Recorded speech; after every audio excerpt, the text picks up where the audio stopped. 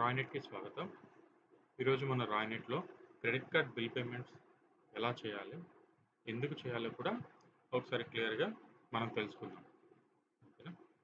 So, ఇది credit card services అనేది మనకి సర్వీస్‌కి సంబంధించింది. ఇది మన సర్వీస్‌లో మనకి డిస్‌ప్లే అవుతుంది. సో, ముందుగా క్రెడిట్ కార్డ్స్ మనం చేయటం వల్ల బెనిఫిట్స్ ఏంటి అంటే, సీఎస్‌పీగా మీకొచ్చేసి ఇన్‌స్టంట్ సెటిల్‌మెంట్ అవుతుంది. అలాగే మనకి D1, D2 అనే 2 సర్వర్‌లున్నాయి. ఒక సర్వర్‌లో కాకపోయినా మన రెండో సర్వర్‌లో అయినా సరే మనం ట్రాన్సాక్షన్స్ చేసుకోవచ్చు. అదే కస్టమర్‌కి యూజ్ ఏంటి అంటే, పర్సనల్ అకౌంట్ ట్రాన్సాక్షన్ అనేది తగ్గుతుంది. ఇప్పుడు ఏం జరుగుతుంది మామూలుగా కస్టమర్ ఒకవేళ మన దగ్గరికొస్తే కార్డ్ టు అకౌంట్ ట్రాన్స్‌ఫర్ కొడుతున్నారు. కార్డ్ టు అకౌంట్ కొట్టేసి వాళ్ళ అకౌంట్‌లో నుంచి థర్డ్ పార్టీ యాప్స్ ద్వారా బిల్ పేమెంట్స్ అనేవి జరుగుతున్నాయి. ఇక్కడ మెయిన్‌గా ఏం జరుగుతుంది? వాళ్ళ క్రెడిట్ కార్డ్‌లో నుంచి మళ్ళీ వాళ్ళ సేవింగ్స్ అకౌంట్‌లోకొచ్చి, సేవింగ్స్ అకౌంట్‌లో నుంచి బిల్ పేమెంట్ జరగడం వల్ల ట్రాన్సాక్షన్స్ అనేవి ఎక్కువైపోతున్నాయి కస్టమర్‌కి. సో, ట్రాన్సాక్షన్స్ ఎక్కువైపోతున్నాయి. వాళ్ళకి లిమిటేషన్స్ అనేవి దాటిపోతున్నాయి. పర్సనల్ అకౌంట్‌లో కూడా లిమిట్స్ దాటిపోతున్నాయి. అలాగే క్రెడిట్ కార్డ్ మెయిన్‌గా ఎందుకు ప్రొవైడ్ చేస్తారు అంటే, ఇలా బిల్ పేమెంట్స్ చేసుకోవటానికి కానీ, లేకపోతే ఏదైనా పర్చేస్‌కి సంబంధించిన దానికి చేస్తారు. కానీ మా కస్టమర్స్ ఏం చేస్తున్నారు? పదే పదే సేమ్ అకౌంట్ ద్వారా, సేమ్ ట్రాన్సాక్షన్స్ ద్వారా జరపటం వల్ల వాళ్ళ క్రెడిట్ కార్డ్ అనేది కూడా బ్లాక్ అవ్వడం జరుగుతుంది. సో, అది మనం క్లియర్‌గా కస్టమర్‌కి ఎక్స్‌ప్లెయిన్ చేస్తే, మన రాయనెట్ బిజినెస్ అకౌంట్ ద్వారా మనం క్రెడిట్ కార్డ్ బిల్ పేమెంట్స్ చేస్తే కస్టమర్‌కి మనం చాలా హెల్ప్ చేసిన వాళ్ళం అవుతాం. ఓకేనా? సో, అలాగే క్రెడిట్ కార్డ్ బ్లాకేజ్ అనేది తక్కువుంటుంది. సో, మినిమమ్ చార్జెస్ అనేవి జరుగుతుంది ఇక్కడ. ఓకేనా? వేరే వాటితో పోలిస్తే మనకి మినిమమ్ చార్జెస్‌తోనే పోతాయి. సో, ఈ క్రెడిట్ కార్డ్ బిల్ పేమెంట్ ఎలా చేయాలంటే, సర్వీసెస్‌లో credit card bill payment option open చేసి, క్రెడిట్ కార్డ్ పేమెంట్ D1 అలాగే క్రెడిట్ కార్డ్ పేమెంట్ D2 అనే ఆప్షన్ వస్తుంది. అది గనక మనం క్లిక్ చేస్తే, అక్కడ మిమ్మల్ని కార్డ్ హోల్డర్ నేమ్ అడుగుతుంది. మొబైల్ నంబర్, కార్డ్ నంబర్ అలాగే పే చేయాల్సిన అమౌంట్. సో, ఇవి ఎంటర్ చేస్తే మీకు ట్రాన్సాక్షన్ అనేది జరుగుతుంది. సో, ఒకసారి మనం చూద్దాం ఒకసారి లైవ్‌లో. So, services, credit card payment D1, D2 2 options ఉన్నాయి చూసారా? సో, ఇందులో ఏది ఓపెన్ చేసినా సరే, మీకు ఇక్కడ డిస్‌ప్లే అయ్యేవి సేమ్ ఇలానే ఉంటాయి. So, credit card holder name ఇక్కడ ఏదేమైతే ఉందో అది ఎంటర్ చేస్తాం ఇక్కడ. కస్టమర్ యొక్క మొబైల్ నంబర్ ఎంటర్ చేస్తాము. ఇక్కడ కార్డ్ నంబర్ ఎంటర్ చేస్తాము. కార్డ్ నంబర్ ఎంటర్ చేసేటప్పుడు 1కి 4 సార్లు చెక్ చేసుకోండి దయచేసి. ఒకవేళ మీరు ఒక కార్డ్ నంబర్ బదులు ఇంకో కార్డ్ నంబర్ ఎంటర్ చేశారనుకోండి. సో, మళ్ళీ మనకి ఆ అమౌంట్ అనేది తిరిగి రాదు. ఓకేనా?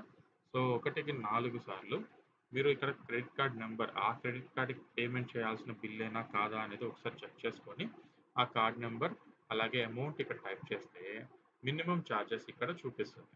ఓకేనా? సో, మనకి ఇక్కడ ఎంటర్ చేసిన అమౌంట్ ఇక్కడ చూపిస్తుంది. ఇక్కడ ట్రాన్సాక్షన్ ఫీజ్ మనకి ఎంతైతే చార్జెస్ పడతాయో అవి చూపిస్తాయి. సో, మన వాలెట్‌లో నుంచి ఆ అమౌంట్ కట్ అవ్వడం జరుగుతుంది.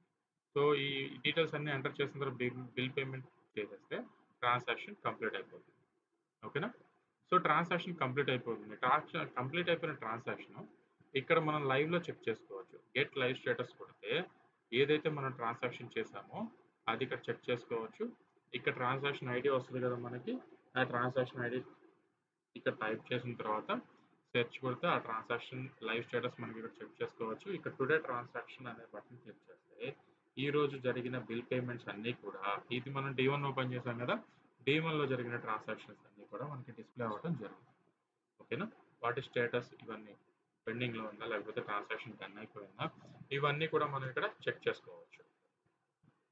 సో, ఇదే కాదు మనకి ఇంకా మీరు లైవ్ స్టేటస్ చూసుకోవచ్చు ట్రాన్సాక్షన్, అలాగే ట్రాన్సాక్షన్ ఐడీ ఇవి కాకుండా మళ్ళీ మనం ఎంఐఎస్‌లో కూడా చెక్ చేసుకోవచ్చు. సో, ట్రాన్సాక్షన్ లెడ్జర్ రిపోర్ట్‌లోకెళ్ళి సో, ఆ బిల్ పేమెంట్ ఎంతవరకు వచ్చింది ఏంటి? బిల్ పేమెంట్ అయిపోయిందా లేదా అనేది కూడా మనం చెక్ చేసుకోవచ్చు. సో, ఏదన్నా సెటిల్‌మెంట్ అవ్వకపోవటానికి టాట్ ఇక్కడ ఉంది చూడండి.